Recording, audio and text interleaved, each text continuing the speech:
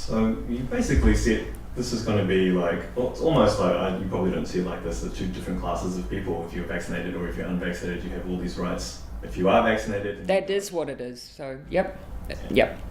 Jacinda Ardern has confirmed that she will not be seeking re-election, so let's have a look at how she became the Prime Minister and who controls her.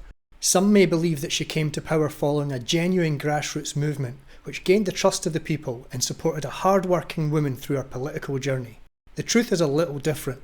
Jacinda and the public had been primed for her taking the role of the PM for many years. At 25 years of age, she landed a plum gig as an assistant director within Tony Blair's cabinet office. At a young age, she was given a high rank within the Labour Party's list, meaning that despite not winning election directly, she was still allowed to enter Parliament as an MP. She was placed onto TV shows aimed at kids and young adults, making sure that she came across as cool as possible. Jacinda Ardern is the rising star of the Labour Party. Starting out as one of the youngest sitting MPs in parliamentary history, she has swiftly risen through the ranks. Surprisingly, she's also pretty handy behind a turntable, even DJing at Langway Festival last year. And here she is now, Jacinda Ardern. Great to see you. Of course. Hugs all round. Great to see you. One day, possibly, you could be our Prime Minister. I'm hoping not to be in that job. I've now followed you on Instagram. It's been really cool to meet you. I've had so much fun. Thank you so much. Like, you're really nice. Eve. Mama, do you have a break? Yeah. I'm probably going to try and go to a few music festivals, take my caravan with me. Yeah. So, yep, I've got a Facebook page and I'm on Instagram and, yeah. During these interviews, there was a little foreshadowing of things to come. We basically make the rules. Fluff pieces were written about her so that each segment of society could find something in common with her. You like to renovate caravans? Well, our Jacinda does that as well. The average low information voter was further duped by her having a likeable and attractive TV personality partner. He's the type of guy who wears a scarf indoors. I'll admit that she does come across as genuine and likeable in these clips, which of course is the plan in gaining your trust.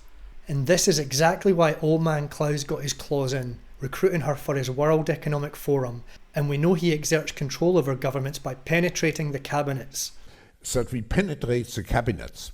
Kiwis, do you realise who actually controls your country? Her career progression was planned by those who own her, a team working behind the scenes with her only having limited knowledge and believing herself that it was all her own doing. After becoming PM, the PR machine continued to win the adoration of the masses through promoting an image of a person who is just like you and me, and someone who cares about good things, like flowers and puppies, and wants to put an end to bad things, like racists and killing. She appeals to everyone. She even likes Metallica. Who would have thought our Prime Minister's a massive Metallica fan? Makes appearances with alleged funny man Stephen Colbert. I'm also a huge admirer of New Zealand Prime Minister, and I'm going to say personal friend, Jacinda Ardern. Even drives him around in a car. I drive a car, and sometimes I pick up friends at the airport. Prepares for re-election at her parents' place and did a live stream from the car. Wow, so relatable. I have parents too. And stay with Mum and Dad because they're helping Clark and I with leave over the next couple of days. It's just the realities of the road. So, thanks for joining us briefly in the van. See that greater certainty for business. You're meant to be in bed, darling. It's bedtime, darling. Pop back to bed. I'll come and see you in a second. I'll come and see you in a minute, okay? Sorry, everybody.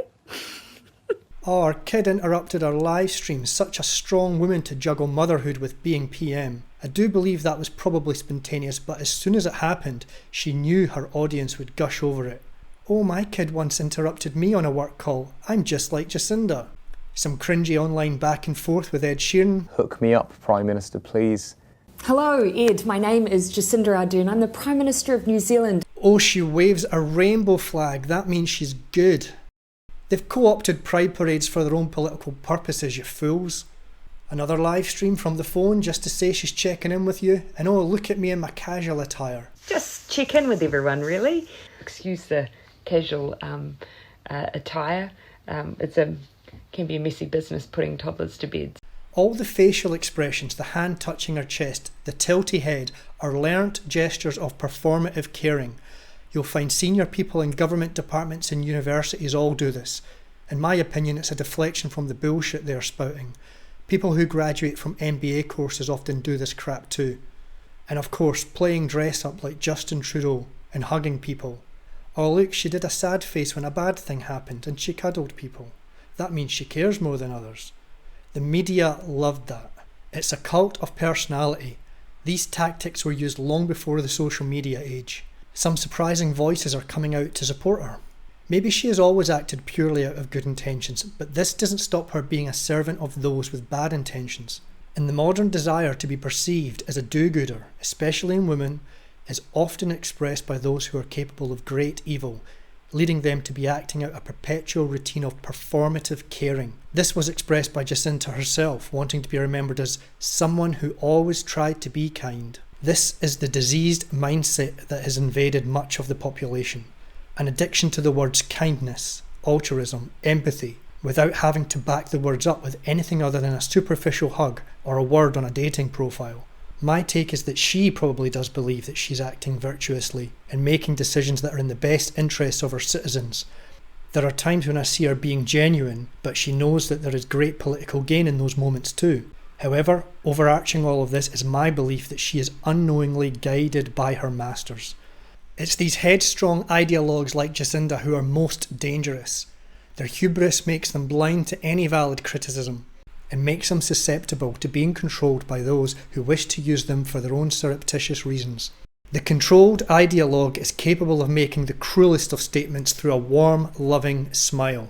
Now, if someone refuses in our facilities to be tested, they have to keep staying. So they won't be able to leave after 14 days. They have to stay on for another 14 days. So it's a pretty good incentive. You either get your tests done and make sure you're cleared, or we will keep you in a facility longer. So I think most people will look at that and say, I'll take the test. Dismiss anything else. We will continue to be your single source of truth. So you basically said this is going to be like, well, it's almost like, you probably don't see it like this, the two different classes of people. If you're vaccinated or if you're unvaccinated, you have all these rights. If you are vaccinated... That is what it is. So, yep.